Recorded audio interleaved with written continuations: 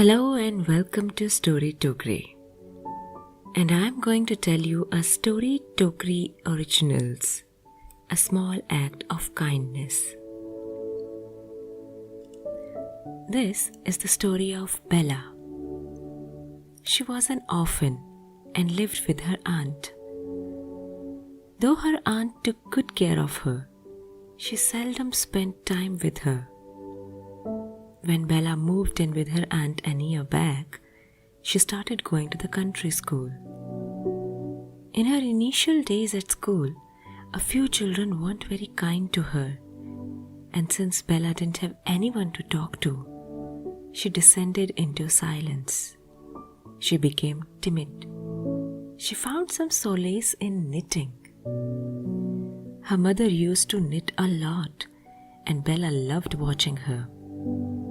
Her mother was a kind woman. She would show random kindness to people around her. Whenever Bella asked her, "Why did you do that?" Mother would always say, "Every small act of kindness finds its way back to you, Bella."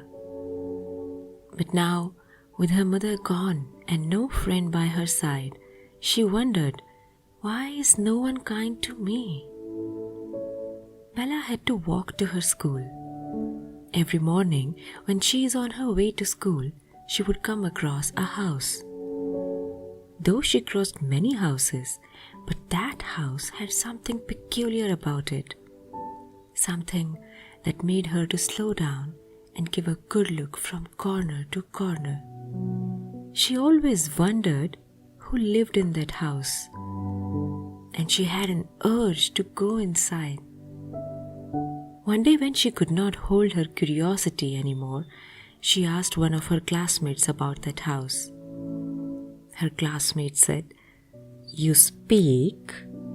And see what made you open your mouth. A spooky house. That house belongs to Miss Brown. She seldom comes out of it and never invites anyone over to her place. In fact, she forbids it. She would say mean things and drive you away if you try to enter. You, don't try that. She will eat you alive."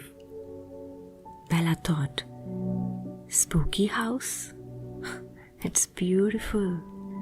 The flowers in the yard, the creepers going up the walls of the house, some of them just like a knitting pattern. It would look splendid if the curtains are drawn and maybe windows are wide open."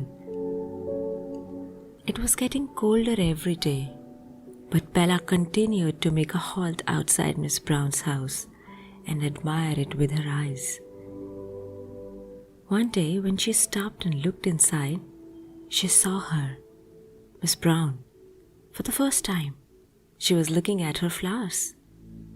Miss Brown stood there with her arms crossed and palms tucked inside her underarms.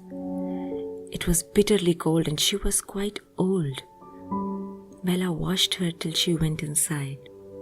She didn't know Miss Brown, but still she felt elated to see her. She wanted to go in and tell Miss Brown how she admired her house, but from what she had heard about her dislike for visitors, she didn't dare do so. Days passed and it was Christmas time. That morning, when Miss Brown opened her front door, she found a packet on her doorstep. Something was nicely wrapped in a newspaper. Miss Brown was a bit skeptical, thinking someone was pulling a prank on her. She felt the content of the packet. It was soft. Finally, she carefully opened it from a safe distance. She was speechless for a moment. It was a woolen glove. Not a pair, just one glove. She felt the glove. It was new and far from perfection. She could tell it was the work of some novice, maybe not even an adult. But why one? And suddenly, some handwritten words on the newspaper caught her eyes. It said, "Had this much yarn only." and now she knew it was some child. Her fingers were freezing. She slipped her palm into that glove, and in that moment, she felt something move inside her. A drop of tear rolled down her cheek. She had never received a gift before, and now that she had, wasn't it as beautiful as it could be? A few days later, Bella came again, and this time she sneaked in and stealthily put another packet at the doorstep. But when she was getting up to move out, the door opened with a jolt. Bella skipped a breath. She was scared. Miss Brown was right in front of her. Miss Brown bent and picked the packet. She opened it and found the other glove in it.